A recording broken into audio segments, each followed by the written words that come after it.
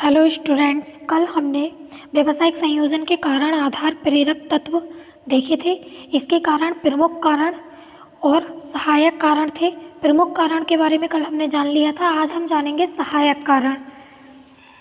अधिक पूंजी प्राप्त करने के लिए बड़े बड़े व्यवसायों तथा उद्योगों को चलाने के लिए अत्यधिक पूंजी की आवश्यकता होती है। अर्थशास्त्रियों के मतानुसार पूंजी उद्योग एवं व्यवसाय का जीवन रक्त होती है, अतः इसकी पूर्ति के लिए भी व्यावसायिक तथा औद्योगिक संयोजन का निर्माण होता है।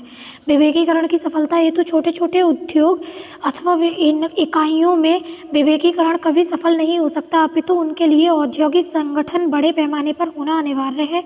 अतः औद्योगिक विवेकीकरण के लिए उसकी मितव्ययिता का लाभ उठाने की दृष्टि से व्यावसायिक संयोजनों का निर्माण होने लगा। युद्ध तथा युद्धोपरांत परिस्थितियां। युद्ध के समय साधारण मांग की अपेक्षा सैनिक मांग अधिक बढ़ जाती है और उसको पूरा करना भी उतना ही आवश्यक होता है जितना सामान्य काल में साधारण मांग को। फिर युद्ध काल में मूल्य भी बढ़ जाते हैं। इसलिए या तो संयोजन का निर्माण आवश्यक है अथवा सरकार द्वारा ही संयोजन का निर्माण किया जाता है। इस क्रिया से युद्ध के समय मजदूरी, उत्पादन लाभ आदि पर भी पूर्ण नियंत्रण किया जा सकता है। युद्ध के बाद भी मांग के गिर जाने तथा उद्योगों के नष्ट हो जाने एवं उद्योगों की रक्षा के लिए उद्योगपतियों का आपस में मिलना स्वाभाविक होता है, जिससे उनकी स्थिति सुदृढ़ बन जाती है। अनुसंधान कार्यों को प्रोत्साहन देने के लिए व्यवसाय तथा उद्योग की प्रगति के लिए आधुनिक ढंग की प्रयोगशालाओं का निर्माण करना पड़ता है। इस पर प्रारंभिक अवस्था में भारी व्यय होता है, जो छोटी छोटी इकाइयों अथवा एक इकाई के लिए संभव नहीं। अतः व्यावसायिक संयोजन की आवश्यकता होती है। मुद्रा की नीति। राष्ट्रों की मुद्रा नीति में निरंतर परिवर्तन होते रहते हैं, जिसके कारण प्रत्येक इकाई समुचित योजना बनाने में असमर्थ हो जाती है तथा जोखिम भी बढ़ने लगती है। आर्थिक अस्थिरता के दुष्परिणामों को दूर करने के लिए इकाइयों को व्यावसायिक संयोजन के लिए विवश होना पड़ता है। जोखिम जितनी अधिक हो जाती है उतनी ही अधिक प्रेरणा व्यावसायिक संयोजन के निर्माण के लिए मिलती है। पेटेंट अधिनियम। पेटेंट अधिनियम ने भी व्यावसायिक संयोजनों के निर्माण में सहयोग दिया है। पेटेंट अधिनियम में न केवल एकाकी फर्मों को एकाधिकार की स्थिति प्रदान की है, अपितु उत्पादक संघों की स्थिति को सुदृढ़ बनाने में विशेष सहायता प्रदान की है। पेटेंट प्रयोग का उद्देश्य यह भी है कि बाहरी लोगों को संघ में न आने दिया जाए। औद्योगिक अनुकूलतम। औद्योगिक अनुकूलतम हेतु व्यावसायिक संयोजन का निर्माण होता है। अमेरिका में औद्योगिक अनुकूलतम हेतु अनेक व्यावसायिक संयोजनों का निर्माण हुआ है। व्यक्तिगत योग्यता।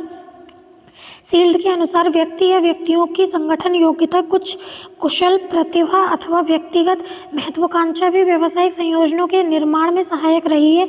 व्यवसाय बुद्धि की कमी कुछ लोगों के हाथ में अधिकार के केंद्रीकरण का एक कारण बन गया है। इससे व्यावसायिक संयोजन आंदोलन पनपा है। भारतीय प्रबंध अभिकर्ता प्रणाली इसका जीता जागता उदाहरण है। संयुक्त पूंजी वाली कंपनी का उदय। व्यावसायिक संयोजन आंदोलन को संयुक्त पूंजी वाली कंपनी के उदय से बड़ा प्रोत्साहन मिलता है। इस संगठन के फलस्वरूप उद्योगपति न केवल अपने औद्योगिक संस्थानों को बड़े पैमाने पर संगठित कर सकते हैं, अपितु उन्हें दूसरे संस्थानों के साथ ही आसानी से मिला सकते हैं। इसके विपरीत एक साझेदारी संस्थान में ऐसा करना कठिन कार्य है, क्योंकि ऐसा करने के लिए सभी साझेदारों की सहमति होना अनिवार्य होती है, जो कि मुश्किल होता है। कंपनी में बहुमत द्वारा ऐसा किया जा सकता है। उद्योगपति आसानी से दूसरी कंपनियों के बहुमत अंशों का क्रय करके आसानी से व्यावसायिक संयोजन का निर्माण कर सकते हैं। प्रोफेसर हैने ने उन्हें सुविधाजनक परिस्थितियां कहकर पुकारा और बताया कि संयुक्त अंशों के माध्यम से अनेक व्यावसायिक संगठनों का नियंत्रण कुछ ही व्यक्तियों के हाथों में केंद्रित किया जा सकता है। संयोजनों के उद्देश्य। Objectives of combination. संयोजनों का निर्माण मुख्यतः निम्नलिखित उद्देश्यों की पूर्ति हेतु किया जाता है। विषम प्रतिस्पर्धा का उन्मूलन करके तथा संयोजन के समाविष्टि करके उद्योगों में परस्पर सहायता एवं सहकार्य की भावना का निर्माण करना। सदस्य उद्योगों में उत्पादन, वितरण, क्रय तथा विक्रय पद्धतियों के केंद्रीकरण से उनके व्यय में कमी करना तथा उनको पर्याप्त लाभ प्रदान करना। प्रत्येक सदस्य उद्योग के आर्थिक एवं औद्योगिक साधनों के केंद्रीकरण से संपूर्ण उद्योग का आर्थिक कलेवर सुदृढ़ बनाना। प्रत्येक सदस्य उद्योग को प्रबंध एवं नियंत्रण के केंद्रीकरण से न्यूनतम व्यय पर कार्य क्षमता के कार्य क्षमता में वृद्धि करना एवं समुचित प्रबंध तथा नियंत्रण सुविधाएं प्रदान करना, बड़े पैमाने पर उत्पाद एवं औद्योगिक विवेकीकरण के लाभ प्रदान करना, प्रत्येक सदस्य की विनियोजित पूंजी पर समुचित प्रत्याय देना, बाजारों पर नियंत्रण स्थापित करना, संयोजनों के लाभों को प्राप्त करना, उत्पादकता में वृद्धि करके उद्योग एवं राष्ट्र के आर्थिक विकास में सहयोग करना, प्रशासन व्यय में कमी करना, संयोजनों के लाभ एवं दोष, advantage and disadvantage of combination, संयोजन के लाभ अथवा गुण, संयोजन से होने वाले लाभ विशेषता उनके स्वरूप पर निर्भर करते हैं, अर्थात जिस ढंग पर उनका निर्माण किया गया हो उस ढंग पर निर्भर रहते हैं। संयोजनों से प्रतिस्पर्धा का उन्मूलन होता है, भीमकाय उत्पादन के समस्त लाभ प्राप्त होते हैं तथा औद्योगिक इकाइयों में परस्पर सहयोग एवं संगठन की भावना जागृत होती है। इस प्रकार इनसे निम्नलिखित लाभ प्राप्त होते हैं। उत्पादन व्यय में मितव्ययता, संयोजन का निर्माण हो जाने के कारण कच्चे माल की खरीद, मशीनरी के हिस्सों तथा स्टोरों की खरीद बड़ी सुगमता के साथ तथा अच्छी तरह छांटकर अच्छे अनुबंधों पर तथा यातायात के कम व्यय पर अधिक से अधिक मात्रा में हो सकती है। इसमें मध्यस्थों की आवश्यकता नहीं रहती तथा वस्तुओं के स्रोतों पर भी नियंत्रण रहता है। तो जहाँ तक उत्पादक कार्य का संबंध है, इसके द्वारा समस्त उद्योगों में सभी जगह उसकी क्रियाओं का प्रमापीकरण किया जा सकता है। उत्पादन में सस्ते से सस्ते मूल्य पर कार्य हो सकता है तथा एक यंत्र की सामग्री का दूसरे यंत्रों में विनिमय सुगमता के साथ उपयोगी हो सकता है। संयोजन के कारण कार्य का विभाजन भी सुचारू रूप में हो सकता है। इसमें भी पर्याप्त मितव्ययता रहती है।